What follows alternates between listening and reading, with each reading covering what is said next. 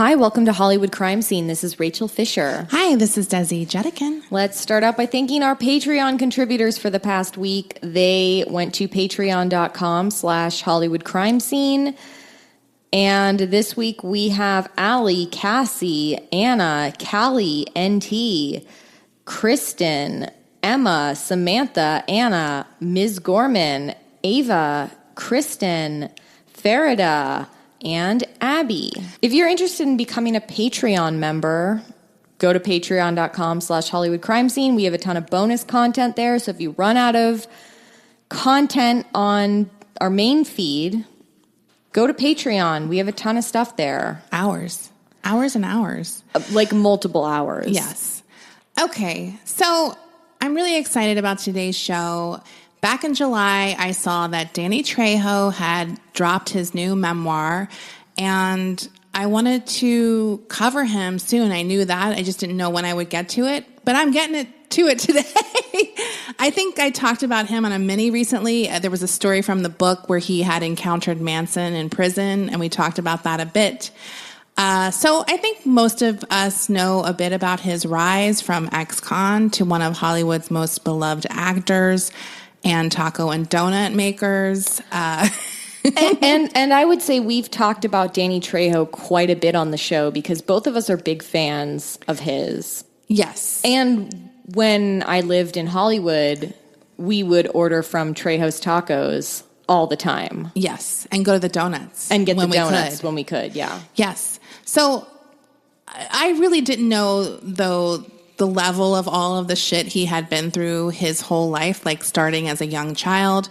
His story is remarkable, and the rare time I actually find someone inspirational, you know what I mean? Like, he actually is inspirational. Yeah. And he's like a good person. He dedicates his book to the incarcerated. Aww. And he has like words of hope and encouragement for them.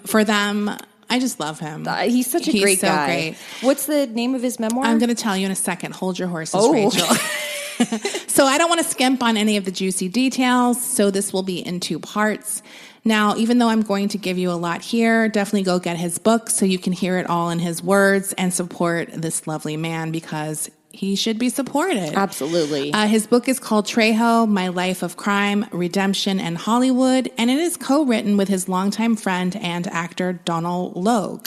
I love Donald Logue. He co-wrote this book with him. That's so cool. Yeah, but it definitely sounds like Danny Trejo, so I don't know how he helped him. Maybe just kind of be like, how about you do this here and this here? Maybe he just, I wouldn't be surprised if Danny's like, you helped me so much, I'm giving you credit. Like, do you know what I mean? I mean, maybe Donald Logue is just a better at structure. Yeah. And helped him with that I don't stuff. know. This is all speculation, but I thought that was cute. That's nice. So, Danny Trejo was born on May 16th, 1944 in Echo Park, home to the Hollywood Crime Scene Studios. That's right. Where we are right now.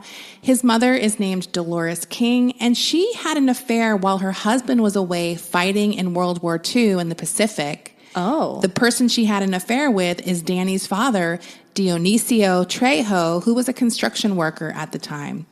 They met at a dance hall in Highland Park, which is where I live, in 1943. Danny describes them as being zoot suiters, and his dad was a particular type of zoot suitor, a pachuco. Oh. So, hey, Pachuco, the song from The Mask. Well, I was going to say, we have an upcoming Zoot Suit episode. Oh, really? It's in the works. Okay.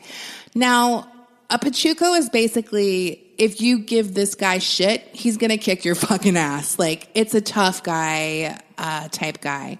Now, obviously, this is a chaotic scene to be born into, and I mean, Danny's mom basically can't deny she had a baby with another guy because her husband's not in the fucking country. Right. So speaking of Pachuco moves, after Danny is born, his parents are at a bar drinking when a man grabs Dolores's ass.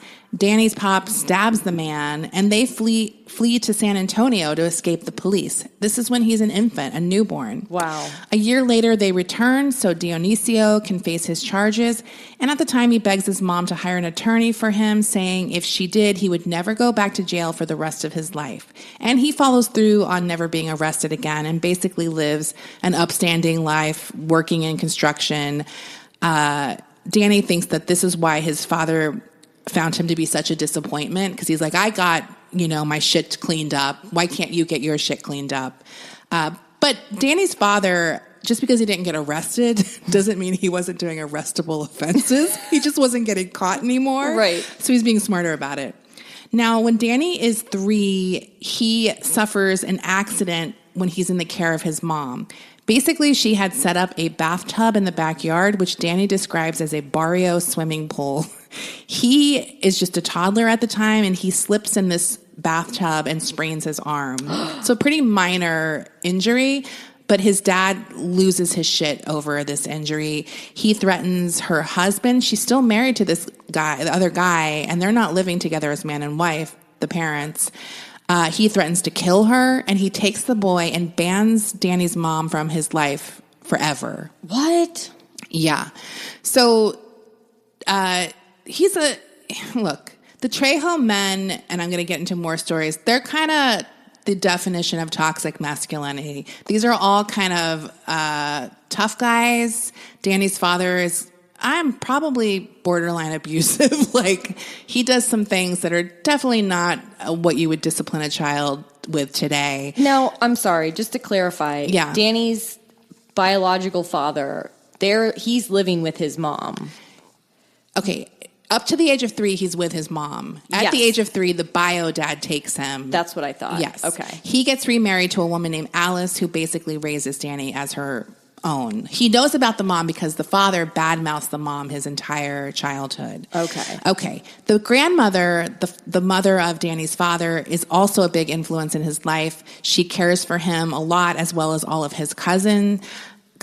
Like he has like a group of girl cousins that he's around a lot as a kid. She's a devout Catholic. So these kids are going back and forth between the violence that's being brought into their lives by the Trejo men and constantly doing rosaries and praying with grandma. Like, that's their back and forth.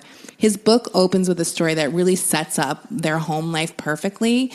After Danny and his, what he describes as his first gang, this group of girl cousins, they find a cat. They call it a mutter cat because it's a mom that has big nipples. He points out the big nipples. Unfortunately, the cat is dead, so they search for the babies. Aww. They can't find them. I mean, she might have never given birth to them. I have no idea.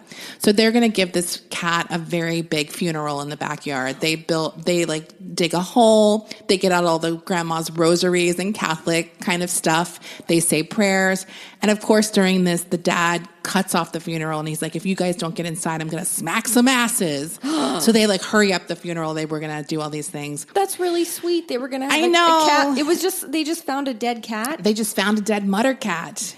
So it's not long before one of the uncles comes home saying he was jumped at a bar on San Fernando, and within seconds, all the uncles grab bats and sticks and are out the door. Oh, shit. Now, they're back shortly after, bragging about how many people they fucked up. The grandmother sits all the children in a corner, instructing them to pray, while she lays into her sons for being macho degenerates. They're laughing, drinking beer as she's screaming at them, and the kids are praying in the corner. In his book, Danny says, quote, looking back, you never would have guessed that every single one of us kids would eventually go to jail or prison. He's like, but we Trejos, if my family had a legacy, that was it. He then reflects on the irony of his beloved persona today, saying, back in the day, no one would honor who I was back then. Back then, quote, I was the Mexican you didn't want to fuck with. And that is sort of the funny thing about Danny Trejo. He's the sweetest guy, but he looks scary. Well, he's really made a name for himself in Hollywood playing these scary macho characters. Yeah. But in reality, he is I think he's the nicest guy in showbiz. Yeah. Now, Danny is incredibly close to his uncle Gilbert, who is only 6 years older than him. When he's 7, his uncle took him on a ride, and that was the best for Danny, his cool older uncle taking him for a ride around the neighborhood. He's in charge of helping his uncle pass out these bags of leaves on this drive through the neighborhood. So it was pot. So at 7 years old, Danny had assisted in his first drug deal. A year later, Gilbert and all of his friends are outside with a huge Bible. He asked his grandma what they were doing, and she proudly said they were reading the Bible and doing Bible studies together. When Danny goes outside to look, he sees that the Bible's open. They're all around the table with the Bible. What they're really doing is separating stems from leaves in a huge pile of pot right by the Bible. So the Bible study, Rachel, was just a ruse. Now, I just want to give Danny's exact description of the Bible since I thought it was really funny.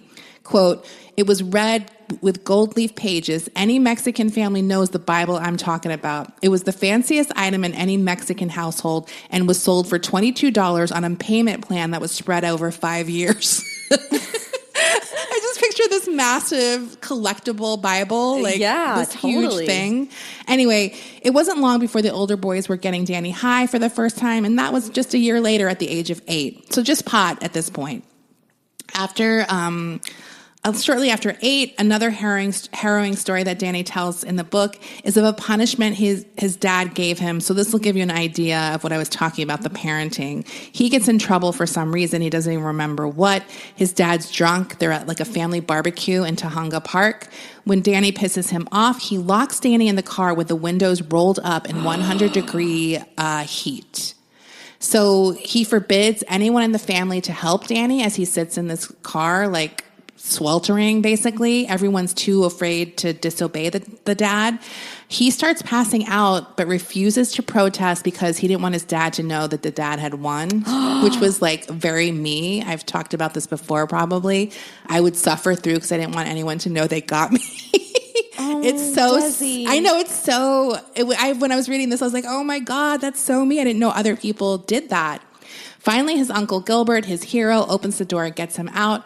Danny's dad is obviously furious, and he and Gilbert begin beating the shit out of each other on top of the hood of the car. Danny gets out and gets hit somehow in the scuffle and just lays on the ground pretending to be knocked out. Danny's dad finally wanders off drunkenly, and Gilbert gives him a wink. And at that point, Danny's like, I know my uncle has his back. Well, Gilbert is not the best influence, but he did love his nephew. A few weeks later, Danny's grandpa is going off on Danny and Gilbert for being fuck-ups. Danny said even his dad was afraid of his grandpa. That's how scary the grandpa was. And the grandpa says that he's going to kill them. Now, Danny describes him waiting for the beating of his life to come, and he said, I puckered my asshole tight so I didn't shit myself. Because that's how scared he was of the upcoming beating. Oh, no. He looks over at his uncle, and his uncle's literally just sitting there barely awake, drooling and kind of out of it. The grandpa pulled Gilbert to his feet, and then he stormed out of the room. And that's when Danny knew Gilbert had a way to check out of all the chaos. And he was like, what's going on there? His uncle's arrested a few days later, comes back from jail. Danny follows him because he's rushing to the bathroom for something. He opens up the bathroom door. He sees his uncle with his grandpa's insulin needles out and a belt wrapped around his arm, about to inject something. He threatens his uncle to give him some of that stuff, or he's going to tell grandpa that he's using his insulin needles. So he helps Gilbert shoot up, and then Gilbert shoots up Danny, and Danny's like, I discovered a euphoria I had never felt before, and he describes this amazing experience.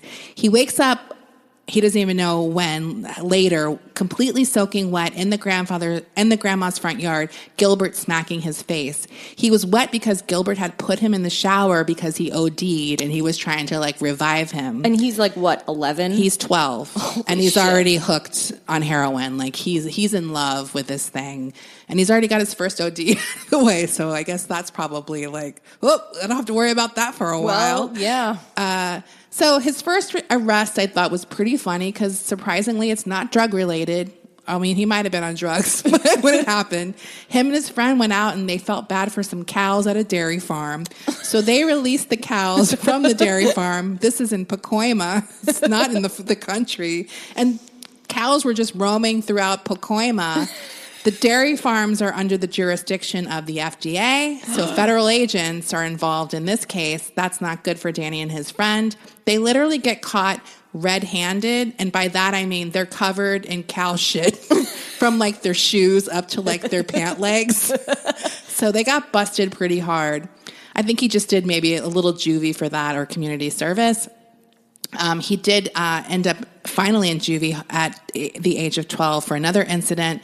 And he said that at that time, he thought being a criminal was his only option. He said, I thought Mexicans were supposed to go to jail. Like, that's what happened to guys like me. A few years later, he goes to juvie for a longer stretch. This time, he's drunk off his ass. He gets into a fight. And now, normally, he is a good fighter. He started boxing by this point. His uncle was teaching him that. But he's really drunk. So even if you're a great fighter, when you're drunk, you're kind of unstable. He remembers his Uncle Gil had taught him something. You got to make people think you're fucking crazy during a fight. Say something like, I'm gonna hand your eyes to you, Holmes. That was the advice. You're going to carry your eyeball home in your pocket. So this is the advice the uncle gave him. Inspired by that, he grabs an empty wine bottle, breaks it across the guy's head, and stabbed the guy in the neck with the end of the bottle. Danny did? Stabbed the guy in the face with the neck. Yeah, like the wine with the jaggedy edge. Yeah. So that's pretty fucked up to do, and he is arrested shortly after. When he arrives at the courthouse for his trial, the two white boys he was fighting arrive in sailor uniforms. When I wrote this down, I put sailor suits. And in my head, I was like, what were they trying to look like? Really good boys? Well, that's what I was thinking, right? No, I think it was more military, like sailor. They're like Navy uniforms. Right, but I still think they were trying to... I know. Well, they were, definitely. But for some reason, I pictured little shorts. Oh, like little Lord Fauntleroy? Yes, sailor suits. I was like, that's weird. They're adults, or almost. The old judge, he said, was around for the Sleepy Lagoon case and the Zoot Suit riots. And he was like, I'm predicting this guy isn't a fan of Mexicans. And he was right. He was convicted of mayhem and sentenced to a fire camp, which is where they put people working fires, basically. And they were doing this to him. He's only a teenager here, and they were doing that. Unreal. Now, he's getting into so much trouble at this point. His family sends him to San Antonio to live with some very religious relatives, hoping a change of scenery would help Danny. The last straw for them was he got in trouble for kicking a kid's ass at school after the kid squirt ink on Danny in art class. Imagine doing that to Danny Trejo, even as a teen. But even though he was in the sticks in San Antonio, like outside, he managed to find his way to where the action was, and his relatives quickly sent him back, unable to handle him. Look, I've always said, you can drop an alcoholic anywhere in the world, we will find our people. Yes. Now, he's about 15 now. He's back in LA, and he starts a business with his uncle selling heroin. Every weekend, they go to their dealer Chewy's place to pick up the heroin and then drive to the valley to sell it. Danny describes Chewy as like, if you look up heroin addict in the dictionary, there's a picture of Chewy. So they would fill up these balloons with heroin, and they had this thing where Gil would get the money and he'd signal to Danny across the park how many balloons to get, and Danny would put them in his mouth and give the guy, I don't know, what is that? Is that like a thing where you just look like you're coughing and shaking hands or something? Yeah, I think so. Yeah, so that was like their little setup. Now, as I mentioned, Uncle Gil did teach him some good things. He taught him how to box, which definitely helps Danny throughout his prison life. He teaches him how to fish, and he teaches him how to pee right. So Danny, I'm going to get into it. Danny grew up around all girls and thought that when you peed, you sat down on the toilet. Oh, there's nothing wrong with that. There's nothing wrong with that, but he went fishing with his Uncle Gil. He said he had to go piss, and the uncle was like, go over there. The uncle sees Danny squatting, and he's like, what the fuck are you doing? Taking a shit? And Danny's like, no, I'm pissing. And he's like, boys piss standing up, because this is the 50s. Like, yeah. So he teaches Danny how to piss standing up, and the rest is history. That's so cute. It was really cute. I like that he's like being accused of taking a shit. A lot of shit content in this story. Now, halfway through 10th grade, he goes to Hollywood High School, his 5th school in a year. Danny describes himself as real put together. He said his favorite look was a yellow and white Sir Guy shirt. This is all a very 50s look with a matching vest and pleated khakis. And when he wore his Levi's, they had the ironed Folsom cuffs, which is just like typical 50s looking. I looked it all up. He eventually falls in with a beautiful Italian girl named Barbara, and it is Barbara who warns him one day that he better get off the bench he's sitting on because the bench belongs to the caballeros. Oh. Now, Danny quickly realized that the caballeros is a gang of skinny white kids, and that pisses him off. So the lead caballero tells Danny, he comes over and he's like, you're going to get off that caballero's bench or I'm going to take you off. Now, Danny gets triggered by this threat. He stands up on the bench and kicks the guy in the throat. This guy immediately starts choking, and Danny says, take me off this bench now, bitch. The next thing the guy yells out is, quote, like, just wait till after school, and then he calls him like a slur for a Mexican. I'm not going to say it. Now, Danny says it wasn't the slur that set him off. It was the idea of waiting till after school because all these pussy high school kids won't do anything during school hours. So he was like irked by this idiot. It's like, how about now? Like, you know. But he... during school, he lets his rage build all day during school, and when the final bell rang, he goes outside ready, and the caballeros are waiting for him. So I'm going to read this passage from the book because it's just too funny to do in my own words. He says, I was ready to introduce them to a level of violence that wasn't even on their radar. It was like a scene out of the movie Grease, except they were stuck in PG mode, and I was rated X. As soon as the leader opened his mouth, I grabbed him by the neck and I took a chunk out of his face with my teeth. People gasped. I saw two girls cover their face. No one in North Hollywood High School was ready for me. That caballero certainly wasn't. While the guy flailed around screaming, I jammed to Leonard's Burger Shop across the street, jumped the counter, grabbed a cleaver, and ran back out to the street. I was going to take out the whole school if I had to. Well, this is what Uncle Gilbert was saying. You got to fight crazy. You got to act crazy. You got to fight crazy. Yeah. Leonard came running out of the restaurant with a cleaver of his own and took up a spot beside me. I like that he's friends with Leonard from the burger joint. Like, that makes absolute sense. I faced off against a ring of what seemed like every kid at North Hollywood High. No one dared take a step toward me. And this is my new mantra, Rachel. That's the power of crazy. Yeah. That's the power of being willing to go to a place unimaginable to your foes. But that kind of power comes with a cost. By exercising it, you reveal to the world the only place you belong is a state penitentiary. So his lesson from Gilbert, or like what Gilbert taught him, was don't fight to gain respect. You fight to win. Like, that's your only goal. Like, by any means necessary. By any means necessary. So I just thought that story was so wild. As the 60s rolls around, Danny adds cocaine to his mix of drugs and pretty much spends the 60s in and out of jail and prison. He does time in various juvenile camps throughout the city.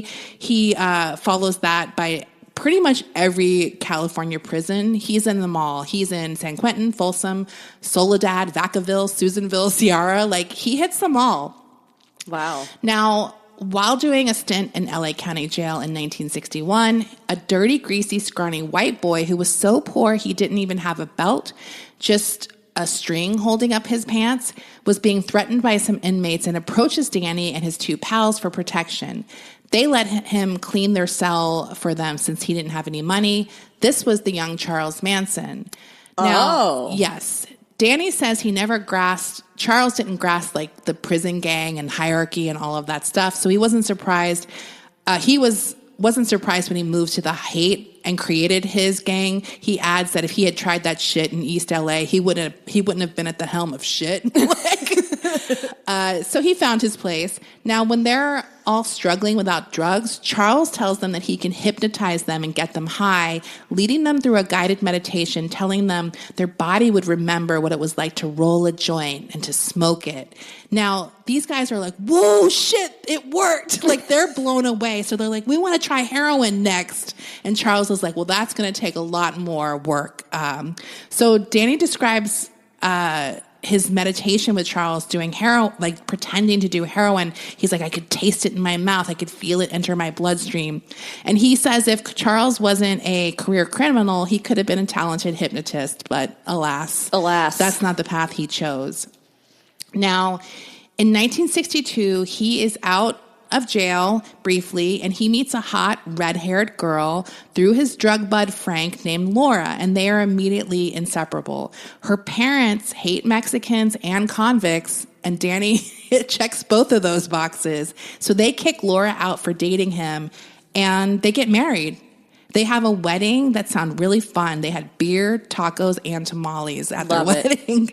So Danny then gets a job working for a famous developer named Saul Pick. He works on the creation of the first concrete geodesic roof, the Cinerama Dome. He built that. Are you serious? He's like on that crew that helped put that together. Holy shit. I know. Of course, he also sold drugs to his coworkers on the side. He hasn't cleaned his act up completely. But obviously the marriage is strained. Laura comes home from work one day and she finds her house completely trashed. And on the sofa, completely drugged out, are two naked women named Rita and Donna. Fucking Donna. Not Rita and Donna. Dude, I just know these women, Rita and Donna. Danny said something I thought was very insightful about this incident. He said, the bad boy appeal diminishes when the boy is actually just bad. Yeah. That was like, I thought, really true. Like it's just bad behavior. Yeah.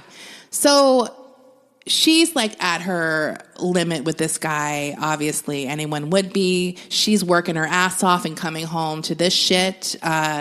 He soon gets arrested again for drugs, and he is served divorce papers in jail. Danny says he used the papers to keep score on during a game of dominoes in an act of bullshit bravado. Like, he's like, I don't fucking care. But he did care. Now, when he gets out of Soledad State Prison in 1965, that old drug pal who introduced him to Laura, Frank, tells him about a 12-step program he's been doing to get clean. He convinces Danny to go by telling him that there are broads there. Well, so, yeah. Yeah. So Danny arrives, and his quote is, he said, well, there were two women there, 200-year-old women, and I'm going to kick Frank's ass. So I think he thought it was going to be like a hot party. You know what? Town. I mean, it can be, I guess. But that is a classic move that Frank did, is convincing your friend to come with you to a 12-step meeting because there's going to be dick or pussy there. Yeah, anything to get them there. Right. Yeah. So he also asked Frank about Laura, how she's doing, and he does start going to meetings at this point. He's like, should I make amends to Laura? And Frank tells Danny, the best amends you could do for her is to leave her the fuck alone. So the day before he gets his 30-day chip, so he's gone 29 days now, he gets mad listening to someone's story in a meeting. He doesn't like it. He's thinking, that's not me. He's like listening to an older guy who has been off alcohol for 50 years, and he doesn't like seeing himself in this guy. So he immediately leaves the meeting and goes to drink wine in a dark alley, and he's back on his bullshit. Is that a typical thing? Classic move. Yeah. Well, yeah, you're and you know what it is? You're looking for things to relapse over. Right. You're like, I'm not that guy. He's sad and pathetic. That's not me. Like, right. Yeah. And it's like, you're in the same place. So soon he hooks up with another drug bud, a guy named Dennis, who he describes as Chester to his Spike. That's a famous cartoon from like the 50s with a little yapping dog who's like worshiping the macho bulldog or the bigger dog. And he's just like, hey, Spike, hey, Spike. Hey. So that was Dennis. His descriptions are really funny, and I like knew them all exactly like what he was talking about. So Dennis comes to Danny one day and he's like, I have this deal. It's a too good to be true heroin deal where it's like, I don't remember the numbers, but it's like $1,500 an ounce, like some insane where Danny's like, that seems too good to be true, or that's suspicious to him. But he goes along with it. They don't even have heroin. They fucking fill the balloons with sugar. No. Then they go to do the exchange, and this guy pulls up in a car, and Danny immediately senses that something is off. The guy's handing him the money, and Danny's like, this is a setup. There's no way this is not a setup. So he refuses to take the money.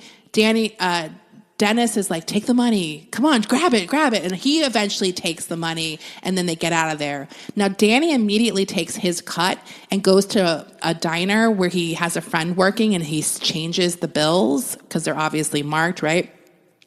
By the time he gets home, the agents are there busting him. Fuck. And they're furious because they're like, where's this? They know it's not their money. So they can't prove anything really because it's not the same bills. They're yelling at him about the money. Where's the right money? Where's the right money?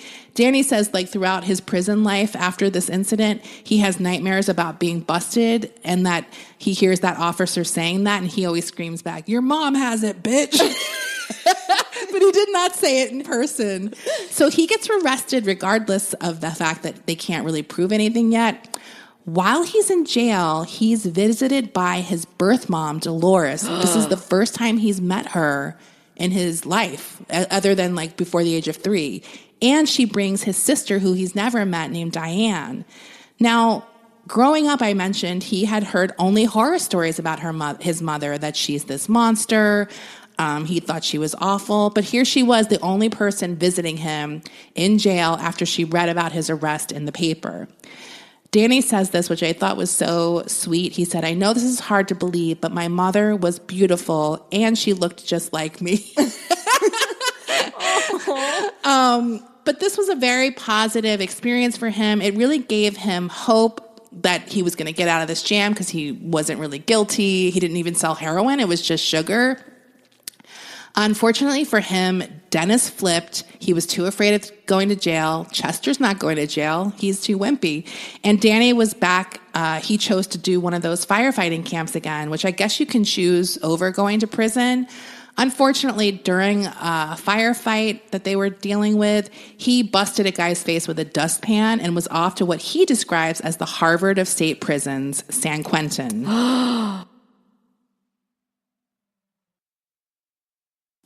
Now, it was pretty hard to scare Danny Trejo, but San Quentin, according to him, took his breath away. He said that he could taste the tension of the prison in his mouth. He compared it to the bitter sting of a cold copper penny on his tongue. It's the same taste he could smell in his breath and his opponents before a fight. And he says it's a manifestation of all the anger, all the hate and fear coming up. It almost makes you want to throw up.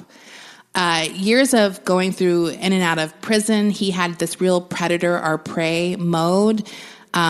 He said the minute you get comfortable with the tension, you have become a sociopath. So he still had discomfort, which is good, right?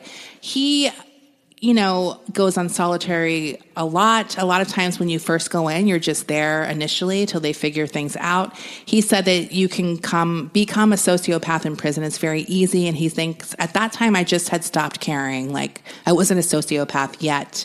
He recalls seeing the green light by the North Cell Block, which is death row.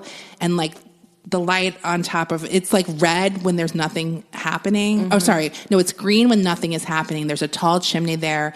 And the gas chamber, when it's in use, the light turns red. And every prisoner just basically sees that. And it's just this fucking chilling. Awful. It's like a chilling place to be, obviously.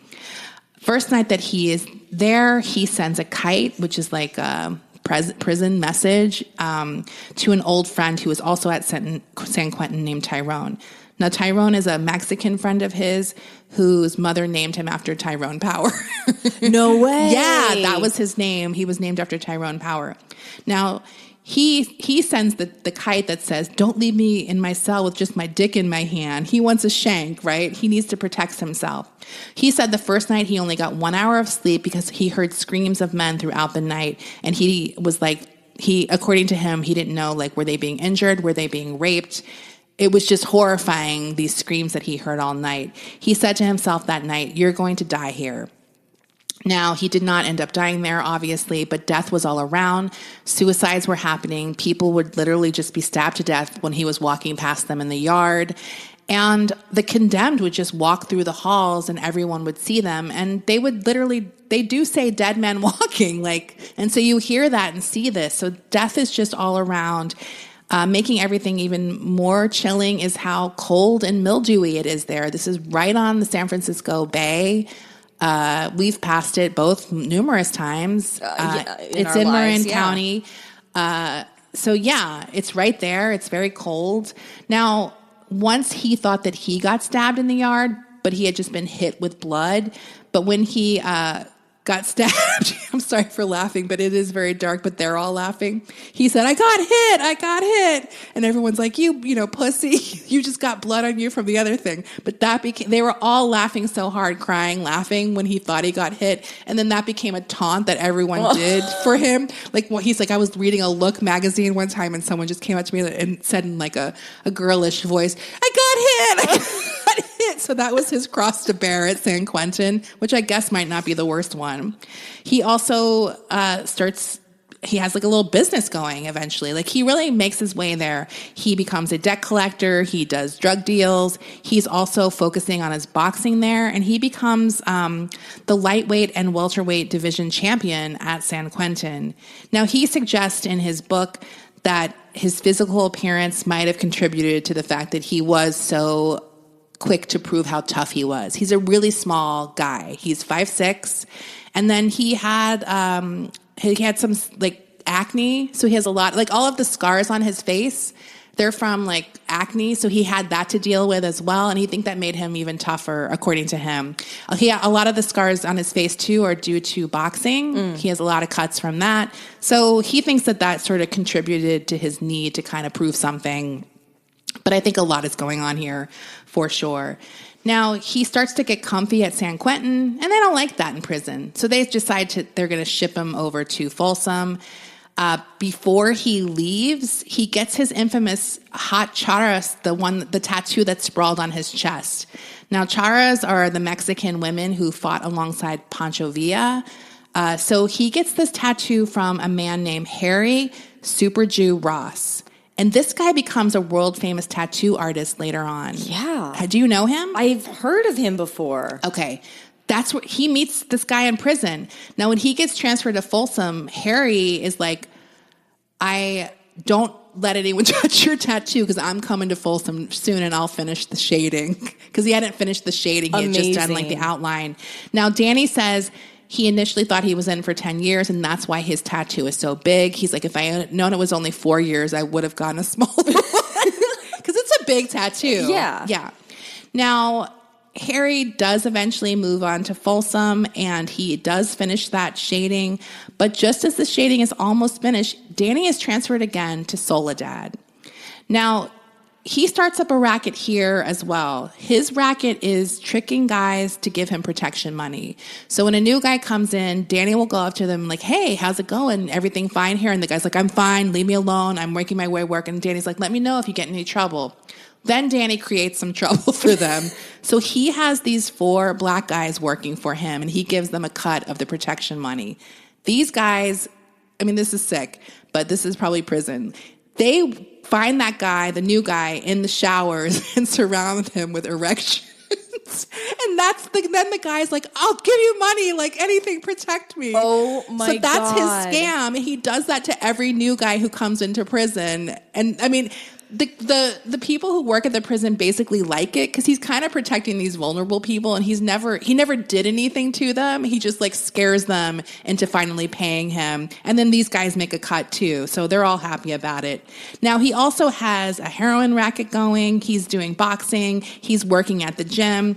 All is going well until Cinco de Mayo, 1968. According to Danny, obviously we all know this, or a lot of us know this, the May 5th date is nothing to do with Mexican Independence Day. To Mexican Americans, Danny says it's just nothing.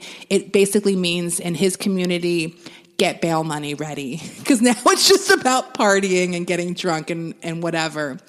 But he says, luckily I'm in jail, so I didn't need to worry about bail money here. I just needed to worry about getting wasted. Now, these guys are ready to party. They're in prison. They spend weeks building up for this. Danny runs the boxing gym, which is right next to the loading docks. And he has been piling up drugs and alcohol, as well as women's panties and makeup, if that was your thing. Like, he wants everyone to have a good time that day. Now, they even have a connection with the kitchen, and they get Pruno supplies. I can't remember if we discussed this, but I'm obsessed with Pruno. I want to know everything about how you make it and all the different versions. There's so many techniques. Well, this is Danny's technique. He gets raisins, oranges, sugar, and yeast. The guys dump them all into trash bags, twist them tight, and wrap them in T-shirts, and then store them in heating vents until they're ready. Then they strain the liquid through tube socks. and they have their Pruno. Now, they start partying on the 4th. So they're partying all day and night on the 4th. They wake up still drunk on the 5th, and then they start partying some more. So it's the morning of the 5th when the prison officials announce a special thing for Cinco de Mayo. They are bringing in a local junior college baseball team to play an exhibition game. Danny declares bringing a group of civilians into prison on Cinco de Mayo to be the stupidest fucking thing you could ever do. The inmates are all wasted, and because of the civilian presence, extra armed guards and security are brought in. Oh, no. So they're all sitting at this game fucking wasted. Danny describes himself sitting on the bleachers in the hot sun, and he's like, the Pruno was just not sitting right. Like, he's sitting there. They're all fucked up. He also said that he felt a real simmering of violence on the horizon. When his friend Ray starts harassing the third baseman, he's like, hey, throw me some gum, which is like a highly prized thing in prison, I guess, or was then. The ball player says to Ray, we were instructed not to speak to any inmates. And this sets Ray off even more. He's like, what, are you too good to talk to me? Like, whatever, that kind of stuff. Danny tries to calm Ray down by telling him the kid knows karate. That incites Ray more because he's like, I'll fuck him up. I don't care if he knows karate.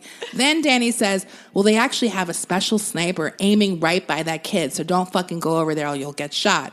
That works Ray up more. Ray is worked up. Now, this is the third base player, as I mentioned, and Danny says that every inning he drifts closer and closer to second until finally the shortstop, second baseman, and third baseman are all huddled together around second. Danny has to piss, and he's really reluctant to leave Ray, obviously, because he's the only one keeping him in some control. He goes piss. He's like rushing to get back to his seat. As he's rushing back to his seat, he sees Ray leap out of the stands and punches the third baseman in the face. All hell breaks loose at that moment.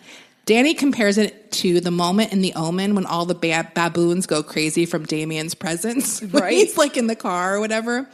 Now, in this situation, Danny says for like prisoners, no one lets fear enter their system. They just let the rage take over. And these people are all pent up fucking rage. Like, prison is not conducive to healing. Like, no. I mean, no. So he says the riot was pretty much instantaneously survive and also take this opportunity to go after your enemies. Right. Like, that's basically what's happening. He said he entered the fray. He said he saw what he described as the sissies run off the field. He clarifies like that was not a disparaging remark against homosexuals, that's what they were called, and that the gay population was a valued group in the pen. I just liked his clarification. Once the riot is under control, 3 men get singled out, and that's Ray, obviously, Trejo, and another guy named Henry. Trejo is accused of throwing a rock that hit a guard in the head. He claims that he was just throwing a rock, and the guy's head got in the way. I mean, it can happen. The guy, Henry, had kicked the baseball coach in the balls so hard they ruptured. No. I don't even know what that means, but I was too scared to look it up. Yeah, no. These are all capital crimes. So, I mean, these guys... They're wailing on, like, the civilians who came into the prison. Yeah. They're capital crimes. They could get the death penalty. I mean, that's what he thinks at the time. I don't know if that's true, but that's what they all think. They're like, we're dead. We're getting the death penalty. Right. So he sent to solitary in the meantime. Now, in the book, he said that he was thinking about the movie Angels with Dirty Faces with James Cagney, and how Cagney was like a tough guy who was like, come and get me, coppers. And then on his way to the electric chair, he weeps and begs for mercy. The next day, the gang reads in the newspaper that he died a yellow-bellied coward. And Danny took the message, don't be a little bitch when you die. That was his message. Now, he speaks eloquently in his book about how movies would save him during his time in solitary, not just this time in Soledad, but throughout his years in prison. When you have nothing to do and there's no contact with others, he would play complete movies out in his head to pass the time. The 2 he returned to over and over were The Hunchback of Notre Dame with Charles Laughton, our old friend, and The Wizard of Oz. He remembered feeling how excited he was when he would remember a new detail in the movie, when he would redo it. I thought that was really sweet. When guards would tell him to shut the fuck up when he was doing this movie, because he would say the lines like he would yell back a line from like whatever he was doing. Like if it was The Hunchback, he would say, "Water, she gave me water." He'd even play Dorothy saying the lines like, "Emerald City, it's beautiful, isn't it? He really must be a wonderful wizard to live in a city like that." Like he would play Dorothy. He describes this as his first acting school, although he said he had been acting his whole life, acting like he was not afraid as a kid and acting like he was tough in prison when he was scared. In Solitary, Danny also had like a spiritual experience when he first heard the song "Hey Jude." He just thought it was like powerful and the musical equivalent of a prison riot. It really like sparked something in him. Now, a gay guy that they called Bambi was in a cell next to him, and he was well known for writing love letters, which were basically dirty erotica for the other inmates to jerk off to. Danny asked for one, and Bambi sent it over to him, and it was written on a religious comic. The sex act was so filthy, Danny said, it didn't sit right with me. I was like, what is it? Tell it. Just tell us for like context. He started reading the comic instead. Now, the comic was called Joe's Woes, and it was about a man struggling with alcohol addiction. He was reminded of the time he accidentally burst into a meeting with a case of alcohol looking for a party. It was a 12-step group called We Care, and the man who was in charge spoke to him saying maybe bursting in wasn't an accident and he should stay. He told Danny his addiction would only lead to 3 things: jails, institutions, and death, a mantra that hit Danny anytime he fucked up while high. And although he didn't hear the man then, he was hearing him now finally. Now, as I mentioned, he grew up in a very Catholic, or at least his grandmother was very Catholic, household. He had struggled to understand her devotion his whole life, but as he sat there in the cell, on the wall, written in shit, was "God sucks." Wow. But it inspired him to strike up a conversation with God because it was the only thing he felt he had left to try. Honestly, that's really powerful. Yeah. Now, he said he didn't agree that God sucked. He didn't blame God for where he was. He knew it was all of his own choices that led him where he was at that moment. He said, "I made a deal. I told him, let me die with dignity. You don't need to get me out of this. I know what I've done. Just let me die with dignity, and I'll say your name every day. I'll do whatever I can for my fellow man." Now, Danny knew his only hope was giving service to others to save himself. He says that the old Danny died in his cell that day and the new Danny was born. He is released from solitary and went clean almost immediately, choosing his sobriety date as August 23rd, which I realized is just 2 days ago. So it's like the anniversary of his sobriety. Happy birthday, Danny. Yeah. When Danny gets out, he gives up heroin dealing and he starts running the gym, and he's offered a position that they basically make up for him called Inmate Social Catalyst for $18 a month. So he's making a lot less money than he was dealing heroin. And that was basically being kind of like someone who talks to the inmates and gets everyone to get along. He also becomes the chairman of the 12-step program they had at the jail. That was in dire straits because they were about to lose their accreditation because no one was attending these meetings. And I guess you have to have a certain amount to keep it going. I'm not sure exactly what the rules were. Well, because they have people from outside come into the jails to lead meetings, but they also have meetings in the jails. Right. So, I don't know what exactly that was his explanation, but maybe they weren't going to have someone come in anymore because there weren't enough people. Is that possible? I have no idea. So to get the people to come in, he gets his like henchmen who did the racket with him. He makes them come to the meetings now. And they come to the meetings, and he says that was one of his first wins because 3 of them stayed on and got sober, even though they joined just to help him keep the accreditation. Now, the meetings grew and grew, and more men started coming to Danny for help just outside of, even if they didn't have an alcohol problem. And he said that it became like, if Trejo is sober, that's cool. It made sobriety being cool in jail. When he started getting negative, he said that his trick was to sing Zippity Doodah every morning to put a smile on his face, and it worked. He says that was his first attempt at morning prayer and meditation. He sang it every morning to make himself feel positive. Isn't that sweet? And he said that the days of him waking up full of dread and anxiety were completely gone, and he had that on his chest from when he was a small child. Now, eventually, no witnesses came forward to corroborate the claims against him. The charges were dropped, and he was paroled August 23rd, 1969, the one-year anniversary of his sobriety date. He was given a Please Don't Rain on Me suit. I don't know what that is, but it sounds like a cheap suit. $200 and a Greyhound bus ticket back to the Valley. He had no plans and no real prospects for the future, but he was determined to leave crime and drugs and alcohol behind him. He said he felt like he was born again, and all of his friends who know him from way back when agree he was a different person. He says at that moment, if a fortune teller had told him what the next 51 years of his life would be like, he would have said, "Fuck you, you're nuts." And we're going to get to that next week. Can't wait. That's the end of this chapter here. I mean, just an incredible life. Seriously, and right? We're not even halfway there. He's like in his 20s still. He's like 70-something now. I mean, right. Yeah. It's amazing. Crazy. So, yeah, it's a good book. I'm enjoying it. Yeah. So, wow, Desi, that was great. I'm really excited to hear part 2. Yeah. So we'll get into the 70s. A lot of shit happens there. Danny is not done growing. He doesn't get off of. He stays sober, but he has some demons to deal with still. Well, of course. Yeah. So we'll go through his process of getting back on track, then we'll get into his Hollywood stuff. A lot of the messy stuff comes out when you get you have to sober. start dealing with that stuff. You got to deal with all this shit. So we'll get to that, and we'll get to the Hollywood stories as well. Nice. Hopefully. I can't wait. Yeah. We'll post pictures. We will post pictures, yes. So and go to Instagram. We're going to do our after show now for Patreon if you want to hear what we talk about after the show.